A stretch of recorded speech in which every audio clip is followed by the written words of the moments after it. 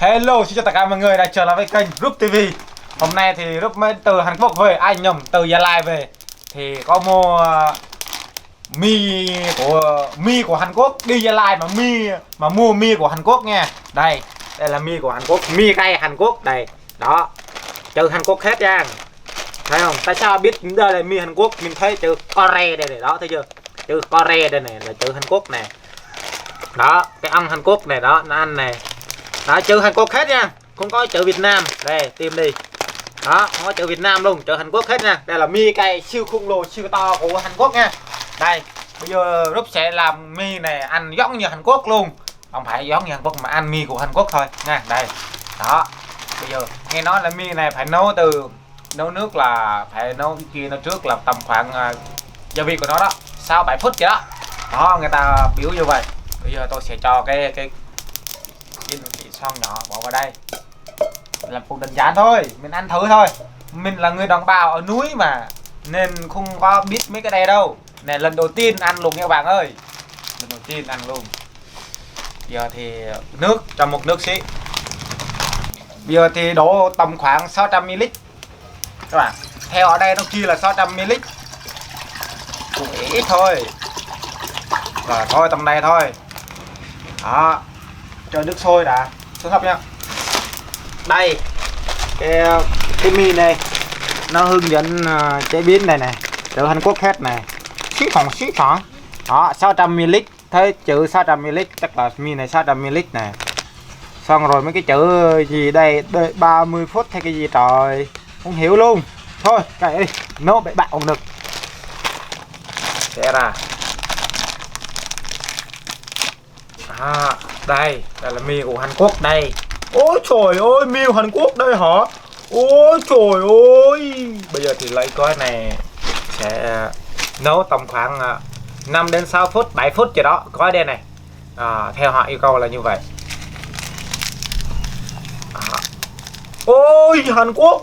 Ôi trời ơi, mình ăn Hàn Quốc rồi. Đó, đây gia vị của nó đây. Đó, đúng là Hàn Quốc đây. Wow, màu đỏ luôn, giống kim chi luôn mà.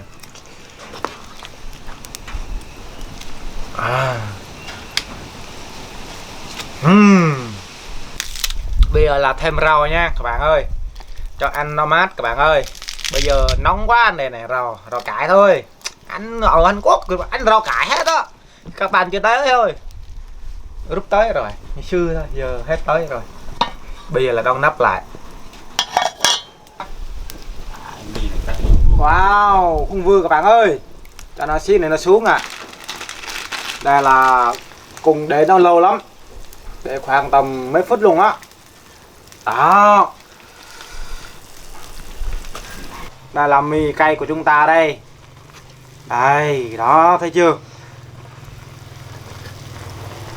đúng là mì Hàn Quốc, nhìn nó có khác, to to bự bự, giống như cây mồng của Hàn Quốc luôn.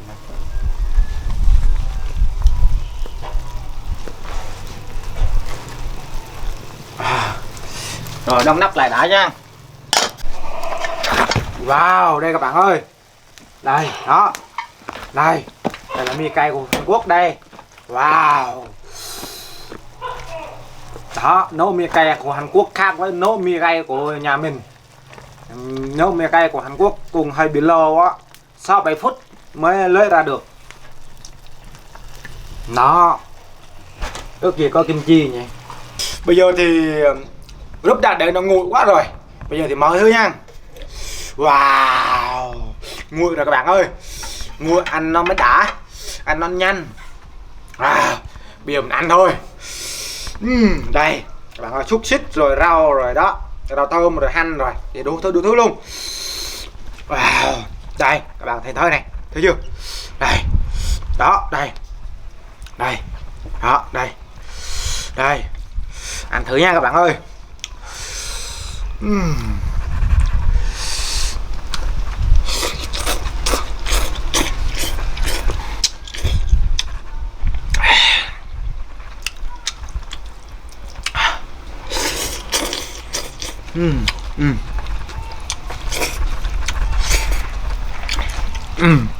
thơm quá. Muốn đây. Nước ở đây.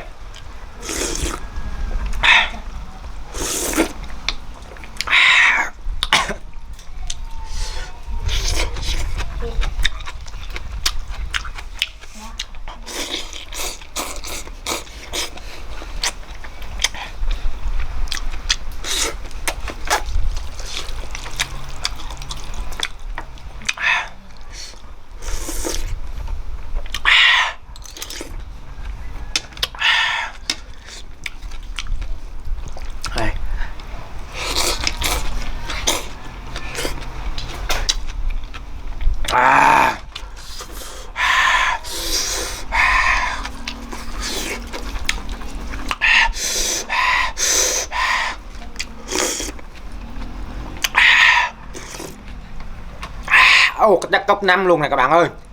Miếng cay này cấp 5 luôn nè.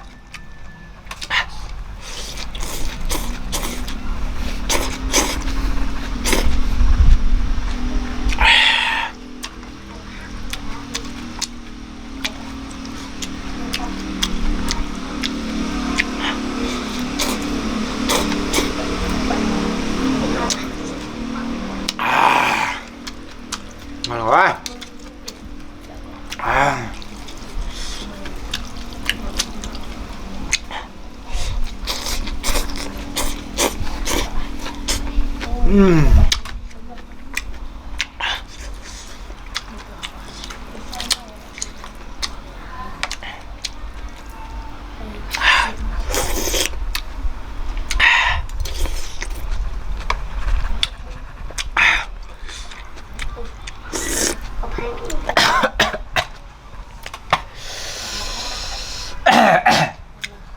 Sạch ớt quá.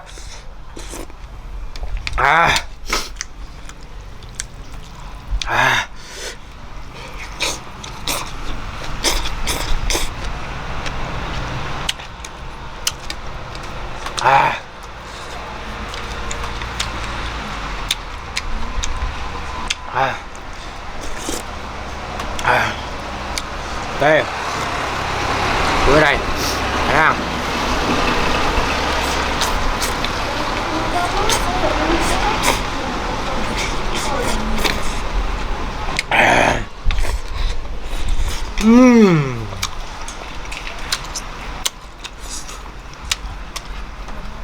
Hoàn lắm.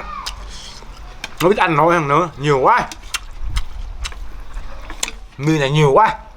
Vào rừng ăn đã luôn á.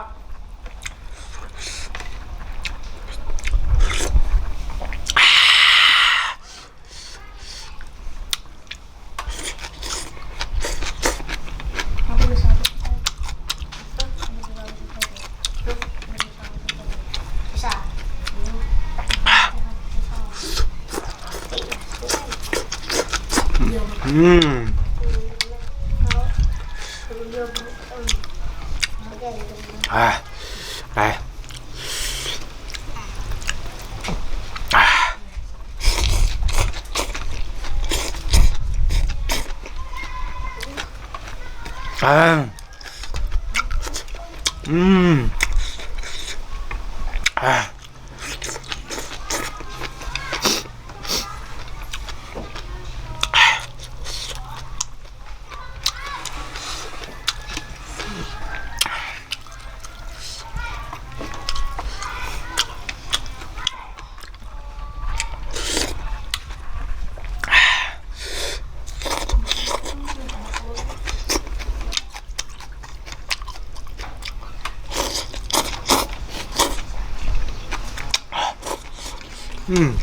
Nghỉ xíu đã.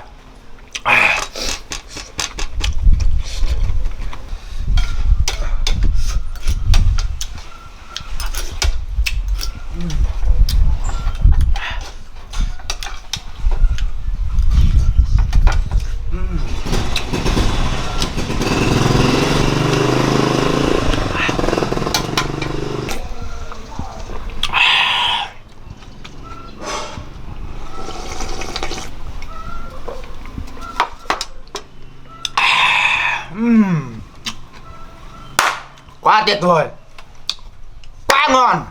Nhớ mình quay phim mình nói ngon vậy hay ăn có ngon bao nhiêu mà hí. Cảm ơn tất cả mọi người nha, xem video này ăn mì này cũng rất là ngon nên mình biết pha chế mấy cái gia vị khác là bao vào tất nhiên là quá ok luôn. Bây giờ là đầu tiên ăn mì cay Hàn Quốc đem vào làm. Ok, cảm ơn các bạn đã xem video này, hẹn gặp lại các bạn một video tiếp theo. Bye bye.